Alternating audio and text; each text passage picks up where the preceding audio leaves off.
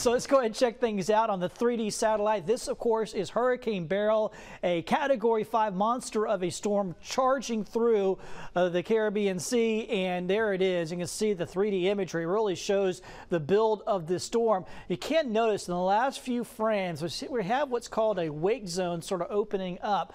That's the storm going through some changes, and the hope here is that it weakens today, and likely with the upper level winds that it's going to start experiencing, that's likely to be the case, but it's going to be a gradual thing because this is already such a powerful storm. We're also keeping a very close eye. How is it tracking along the forecast path? And so far, dead eye center. This has been a well forecasted storm.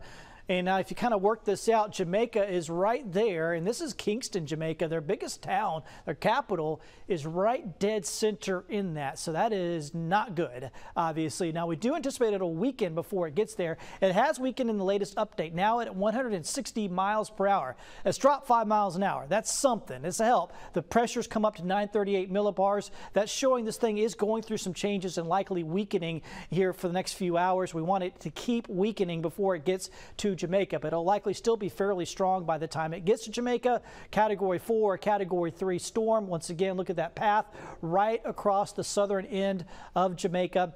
Then it works its way over towards the Yucatan Peninsula here by Friday, making another landfall there. And now we got the newest forecast path here this morning. Shows the center path kind of up towards northern Mexico. But you can see on the right-hand side of this, if it goes more on that side, it would make an impact on the Texas coastline. So that's something we got to watch out for in the long term as we watch a ridge of high pressure and see if it opens the door enough for that much of a northerly turn. So still some things to go through. Here's that high pressure I'm talking about. It's up here in this pink color. That's what we're going to be watching out for. It's like a offensive line blocking this system down to the south. But once it starts moving out of the way later in the weekend, that's going to open a door for a northward turn. It's just a matter of how much of a turn can it make? Does it make enough of one to get up into Texas? We're going to have to wait and see. Here's what it looks like back home for us, mid-90s. It's going to be a hot day. There will be some scattered showers and storms around later in the day. That should help us out and cool us off a bit. Your 4th of July fireworks forecast in the evening. Still the possibility of a few isolated thunderstorms, but most of the storms should happen during the day, and hopefully they'll be mostly wrapped up by the time we get to 9 o'clock and the fireworks shows here across the Gulf Coast. Of course, it'll be humid. That's just the way it always is on the 4th of July. And here's your long-range forecast.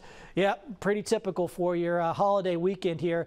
Thursday on the 4th of July, it's going to be hot, it's going to be humid. There's going to be some scattered showers and thunderstorms around the area, and that will go right on through the weekend.